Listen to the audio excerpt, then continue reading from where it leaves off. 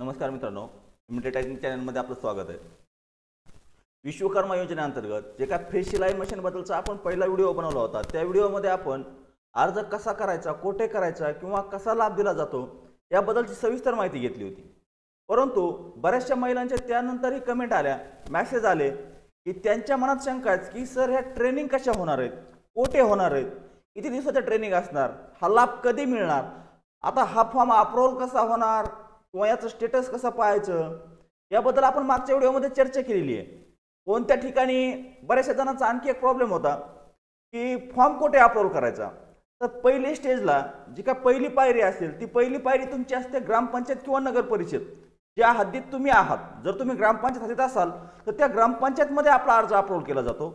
जर तुम्ही नगर परिषदमध्ये असाल तर त्या नगर परिषदमध्ये आपला अर्ज अप्रूव्हल केला जातो आणि त्यानंतर जिल्हा उद्योग केंद्राकडे आपला अर्ज ऑनलाईन पद्धतीने जातो। तुम्हाला काय घेऊन जाण्याची गरज नाही किंवा काही नाही, तो त्या ठिकाणी जातो, त्या ठिकाणाहून अप्रूव्हल दिलं जातं आणि त्यानंतर त्या अर्जाची पुढील प्रक्रिया सुरू होते। आता यामध्ये ट्रेनिंगचा विषय होता की ट्रेनिंग कुठे, कधी आणि किती दिवसाची असणार।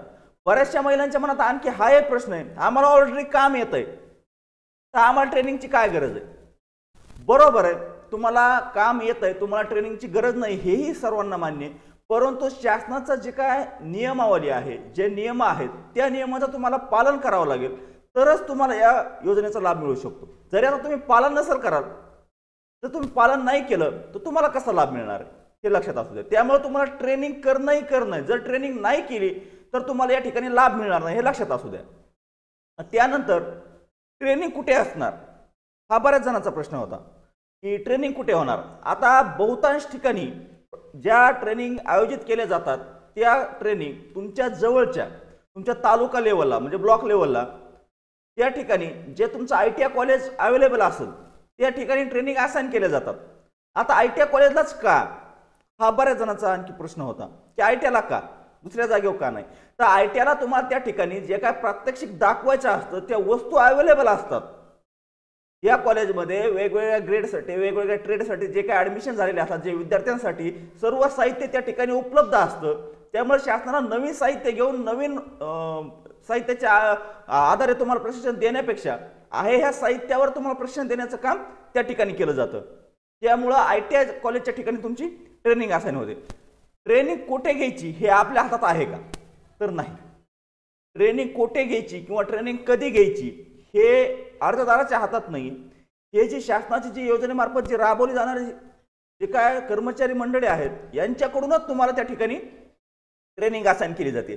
आता ज्यावेळेस आपण अर्ज DICने जिल्हा उद्योग केंद्राने आपला अर्ज मान्य केला, त्यानंतर आपला अर्ज पुढे कौशल्य विकास विभागाकडे जातो आणि कौशल्य विकास विभाग तुमचा अर्ज परत अप्रूव्हल करतं। म्हणजे एका अर्जाची किती वेळेस तपासणी झाली, ग्रामपंचायत, जिल्हा उद्योग केंद्र आणि त्यानंतर कौशल्य विकास विभाग, ह्या तिन्ही जागेवर ज्यावेळेस आपलं व्हेरिफिकेशन होतं, हे व्हेरिफिकेशन झाल्याच्या नंतर त्यानंतर तुमची ट्रेनिंग असाइन होते। त्या ट्रेनिंगचा तुम्हाला SMS सुद्धा पाठवला जातो आणि त्या ट्रेनिंगचं लोकेशन सुद्धा तुम्हाला त्या SMS मध्येच दिलं जातं। त्यासोबतच ज्या ठिकाणी तुमची ट्रेनिंग असाइन झाली त्या ठिकाणाहून किंवा जे काय त्या ठिकाणी तुम्हाला प्रशिक्षक मंडळी नेमलेले आहेत त्या मंडळीकडून तुम्हाला कॉल सुद्धा केला जातो की तुमची अशी ट्रेनिंग या दिवशी या ठिकाणी आयोजित केली, तुम्ही त्या ठिकाणी हजर राहा।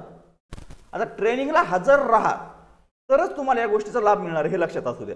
जर तुम्ही ट्रेनिंगच नाही केली तर तुम्हाला या ठिकाणी कसल्याही प्रकारचा लाभ मिळणार नाही। आता झाला विषय ट्रेनिंग करणं आवश्यक आहे, त्यानंतरचा विषय आपला कोणता की ट्रेनिंग कुठे होणार हेही कव्हर केलं। ट्रेनिंग किती दिवसाची असणार हा प्रश्न बऱ्याच जणांचा होता। आता ट्रेनिंग किती दिवसाची असणार या प्रश्नाबद्दल आता बऱ्याचशा ठिकाणी वेगवेगळ्या विश्वकर्मामध्ये काय वेगवेगळे घटक आहेत। आता शिलाई मशीन बद्दलच आपण बोलतोय म्हणजे बाकीच्या घटकाला सोडून देऊन असं चालत नाही, परंतु त्यांच्यासाठी या ठिकाणी सेम इन्फॉर्मेशन असणार आहे। याच गोष्टी त्यांनाही लागू आहेत। त्यांच्यासाठी 5 ते 7 दिवसाची ट्रेनिंग असाइन केली जाते। बेसिक ट्रेनिंग आहे, बेसिक ट्रेनिंग लक्षात घ्या। यामध्ये दोन प्रकारचे ट्रेनिंग आहेत, एक बेसिक आहे, एक ॲडव्हान्स आहे। जी बेसिक ट्रेनिंग असते ती बेसिक ट्रेनिंग, ॲडव्हान्स तुम्हाला घ्यायची किंवा नाही घ्यायची ते पुढचा विषय राहिला, पण बेसिक ट्रेनिंग तुम्हाला घेणं आहे। ही ट्रेनिंग जर तुम्ही घेतली तरच तुम्हाला या ठिकाणी लाभ दिला जातो। ॲडव्हान्स ट्रेनिंग EDPच्या माध्यमातून घेतली जाते, ती तुम्ही ऑनलाईन पद्धतीनेही घेऊ शकता। तुम्हाला त्या ठिकाणी अथॉरिटी दिली जाते ॲडव्हान्स ट्रेनिंगची. परंतु ॲडव्हान्स ट्रेनिंग जर तुम्ही घेतली तरच तुम्हाला जे काय बँकेचं लोन किंवा पुढील जे काय स्कीम आहे ती मिळते. परंतु ह्या 15,000साठी तुम्हाला ॲडव्हान्स ट्रेनिंगची गरज नाही आहे. तुम्हाला बेसिक ट्रेनिंग कंप्लीट करणं आवश्यक आहे. ज्यावेळेस तुम्ही बेसिक ट्रेनिंग कंप्लीट करता त्या ठिकाणी तुमची एक नॉर्मल एक्झाम घेतली जाते. जे तुम्हाला 5 दिवसाचं 7 दिवसाचं जे काही ट्रेनिंग सेशन असाइन केलेलं असतं त्या ठिकाणी तुम्हाला एक्झाम घेतली जाते. तुमची एक्झाम म्हणजे प्रात्यक्षिक पद्धती असते, ती काय लेखी पद्धतीत नाही. तुम्ही काय शिकला, त्यांनी तुम्हाला 4 दिवस 5 दिवस काय शिकवलं हे तुम्हाला ते सांगणार की तुम्ही हे शिकलाय, आता हे आम्हाला असं बनवून दाखवा. ते कोणत्या गोष्टीत असेल, तुमच्या सोनारासाठी असेल, कुंभार साठी असेल, किंवा जे काय जेवढ्या विश्वकर्मामध्ये जे काय गोष्टी आहेत, जे काय घटक हे केलेले आहेत, ॲड केलेले आहेत, त्या सर्व घटकांसाठी त्या ठिकाणी ट्रेनिंग असाइन होते. मग त्या वेगवेगळ्या सेक्टरनुसार वेगवेगळ्या ट्रेनिंग असाइन केल्या जातात. सर्वांचे ट्रेनिंग एक सोबत नसतात. ज्यावेळेस शिलाई मशीन कामगारांचे ट्रेनिंग चालू असतील त्यावेळेस हे जे बाकीचे सोनार किंवा कुंभार लोहार यांचे आहेत त्यांच्या ट्रेनिंग त्यावेळेस असाइन नसतील. जरी असल्या तरी त्यांच्यासाठी वेगळे ट्रेनर आणि वेगळं ठिकाण असेल, त्याच ठिकाणी तुमच्या ठिकाणी नसतात. म्हणजे असं कन्फ्युजन. हां, ईडीपी ट्रेनिंग जी आहे ती ईडीपी ट्रेनिंग सर्वांसाठी सेम असते. ती ॲडव्हान्स ट्रेनिंग आपण म्हणतो, ती ॲडव्हान्स ट्रेनिंग सर्वांसाठी एक सोबत असते आणि त्या ॲडव्हान्स ट्रेनिंगमध्येच आपल्याला ट्रेनिंग दिली जाते. ॲडव्हान्स ट्रेनिंग जवळपास सगळ्याला सेम आहे. ती तुम्ही ऑनलाईन सुद्धा करू शकताय. ईडीपी आता बऱ्याच जणांना तर माहिती असेल, परंतु बऱ्याच महिलांच्या मनात प्रश्न होते की या ट्रेनिंग दोन ट्रेनिंग सांगतात ते कोणत्या ट्रेनिंग आहेत. तर ज्या 2 ट्रेनिंग सांगतात ते एक ईडीपी ट्रेनिंग असते. ती ईडीपी ट्रेनिंग वेगळी आणि तुमची बेसिक ट्रेनिंग वेगळी. ईडीपी ट्रेनिंग जर तुम्ही केली, जे तुम्हाला विश्वकर्मा योजनेअंतर्गत जे लोन दिलं जातं, बँकेकडून लोन घेऊन दिलं जातं, त्यासाठी तुम्हाला त्याची आवश्यकता लागते. आता ही जे बेसिक ट्रेनिंग तुम्ही घेता, या बेसिक ट्रेनिंगमध्ये तुम्हाला 500 रुपये प्रतिदिन म्हणजे प्रतिदिवस 500 रुपये या प्रमाणात शासनाकडून निधी वितरित केला जातो. आता ह्या 15,000च्या व्यतिरिक्त हे 15,000 तर फिक्स, ते 15,000 कधी मिळणार त्याची आपण पुढे चर्चा करतोय. परंतु 500 रुपये तुमचं 5 दिवसाचं प्रशिक्षण झालं, तुम्हाला 500 रुपये रोज आणि 5 दिवसाचे पैसे दिले जाणार. 6 दिवस झालं, 6 दिवसात दिले जाणार. तुमचं 15 दिवसाचं जरी प्रशिक्षण असेल तरी तुम्हाला त्या ठिकाणी 500 रुपये रोज आणि पैसे दिले जाणार. त्यानंतर तुमची ज्या वेळेस तुम्हाला ट्रेनिंग तुम्ही हे करता, कंप्लीट करता, त्यानंतर तुम्हाला सर्टिफिकेट दिलं जातं. तुम्ही जे एक्झाम असते ते एक्झाम जे काय प्रात्यक्षिक त्यांनी सांगितलेलं असतं ते कंप्लीट केल्यानंतर तुम्हाला सर्टिफिकेट दिलं जातं. आणि सर्टिफिकेट दिल्यानंतर पुढच्या 2 ते 3 दिवसामध्ये तुमच्या बँक खात्यामध्ये जे ट्रेनिंगचा पैसा आहे तो जमा केला जातो. ते ट्रेनिंगचा, आता ट्रेनिंगमध्ये काय 500 रुपये रोज आणि तुम्ही किती दिवस हजर आहे त्याचा पैसा, प्लस तुम्हाला प्रवास भत्ता म्हणून 1,000 रुपये एक्स्ट्रा दिले जातात त्या ठिकाणी.